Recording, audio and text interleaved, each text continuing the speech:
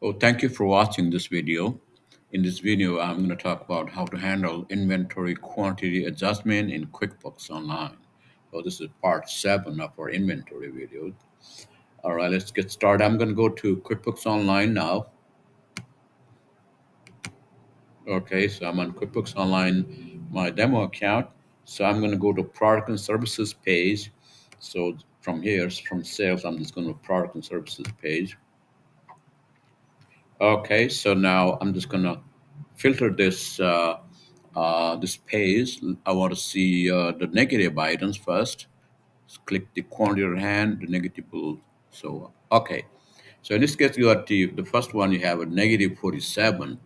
So what could happen here? So a couple of things. It could be, you enter a vendor bill and just categorize to cost of goods sold. Let's say you paid it by credit card and just basically categorize the cost of goods sold instead of sending it to item details as inventory, or you haven't received the invoice from your vendor, or you just forgot to enter it. So in this case, so let's just say you haven't entered this vendor bill. So all you have to do is this is the gadget 202. Go to the way normally you enter it, your vendor bill. So let's just select a vendor here, one of those vendors, and then go to the product and service. And so this was 202 item. Okay, and let's just say you bought 100. Okay,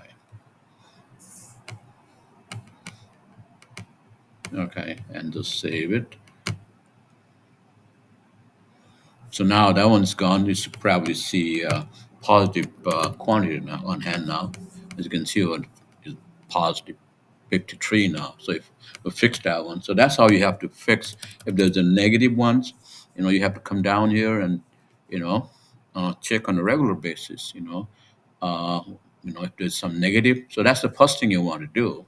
Let's say there's another one here, the negative one here. Okay, so this one, now you did some digging and don't know what happened really. It's hard to figure out. So you don't know really happened. You just want to write it off, and make it zero.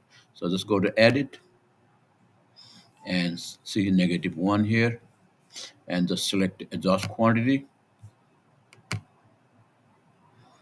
Okay, and so it's basically says, so you want to make this quantity on hand zero, so it's a positive one. So now new quantity to zero. And for the write off account, just have to be consistent. Basically, either you can adjust this to cost of goods sold. That's where it goes when you sell it. You know, that's where it goes. Or you can just write it to your inventory adjustment account. So in this case, I don't know what really happened. So you can either choose inventory adjustment. Let's just be consistent. Let's say I just want to choose inventory adjustment and get this thing over with. Okay, and save and close. So that's all you got to do. Same thing with the other ones. Like a 10 here. Let's say this one 10 is same thing like the other one. You haven't entered the invoice, vendor bill. Just do it. And same thing with the other one. Just fix it. So you got to do this check the quantity on hand on a regular basis, and also you need to do the physical count, uh, on a regular basis too, like maybe once a year or twice a year, and you just do it few every month, randomly or selective, and then you just need to make a adjustment to your inventory, to make sure your inventory is accurate. That's very important. All right, so let's say you want to do the batch adjustment. You took the physical, they just run the report here. Okay, just select physical inventory worksheet. All right, and here just highlight all the quantity negative ones, or you need to count all these, and then when you do the physical, just write it down here, whatever you have there. And also make sure when you do the physical and trying to make the adjustment, make sure your vendor bills are up to date in QuickBooks. They just came in yesterday, and if you got to enter it, then it makes a big difference. So make sure your vendor invoices are all up to date in QuickBooks. Same thing with the your sales to your customers. Make sure you create an invoice, but you haven't shipped certain items. Make sure those are adjusted when you do the counting too, physical count adjustment here. Okay, so once you do that, print this one and just write down, whatever physical count is, and then you make adjustment in here. So to do the adjustment, you can do batch adjustment. You can do it. Go back to the same product and services in here. Okay, and filter the inventory. Type is inventory, right? So this is type is inventory, and apply it. Now the list, it's all inventory, see? Okay, so now you want to do batch adjustment, not one at a time. So you did the physical, and there's something wrong with this certain items there. So just select batch, select all. So the moment you select all, on the right side you will see batch actions. See batch actions here. So underneath, you just select adjust quantity. So you do the same thing with when you have to reorder, make a reorder point. You can do the batch action too. So adjust quantity. Okay, so here's the list here: inventory, quantity adjustment, and here's the batch in here. And so for the inventory adjustment account, make sure it's all always consistent. Like inventory adjustment, whatever you want to select.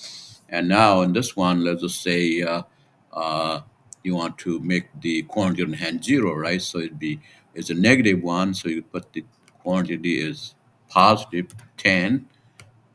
So now it's a new quantity to zero, right? Same thing in here, positive 3, something like this, and positive 1 in here. And if you have certain items, you don't have a quantity like this one, Wi-Fi adapter. There's nothing left, and should be 0 too. Let's just say this one is the negative 1 now. Like this is 0 now, right?